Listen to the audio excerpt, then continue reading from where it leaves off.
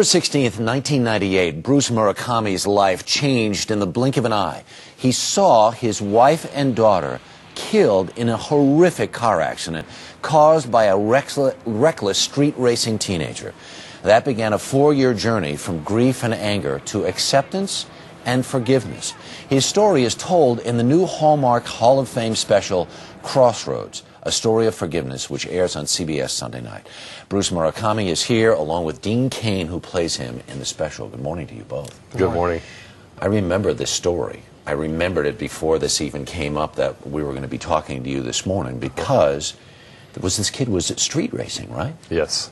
And what happened? It was November 16th, and my wife and daughter had gone across the street from our subdivision to the shopping center. Upon exiting that, this young man in the middle of the day engaged in a street race with another vehicle and slammed into the side of my wife's vehicle, shoving her into oncoming traffic. Another car struck that. All 3 cars were engaged and involved in a fire. Yeah. I came upon the scene about 5 minutes later. It goes into the legal system. Yep. What made you even think that you wanted to have a conversation with this guy? Well, through the process, I had learned that this kid was actually a good kid. He could have been anybody's son. Could have been one of my sons.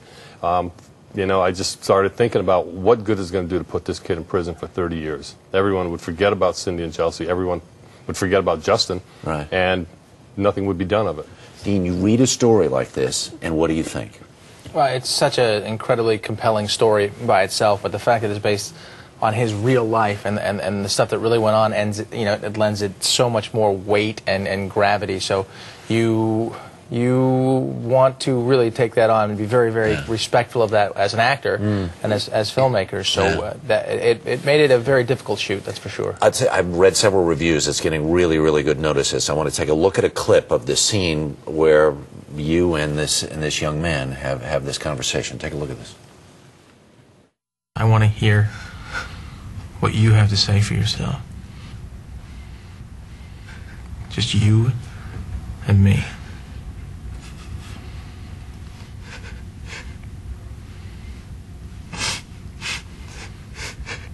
You do have something to say for yourself.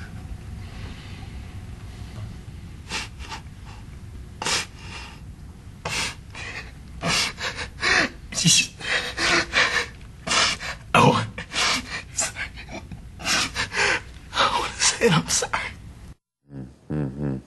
When you heard those words in real life, then what? That's all I needed to hear, Harry. To be honest, that was a defining moment. I wanted to make sure he wasn't just acting it out. He was genuine. This kid was definitely genuine.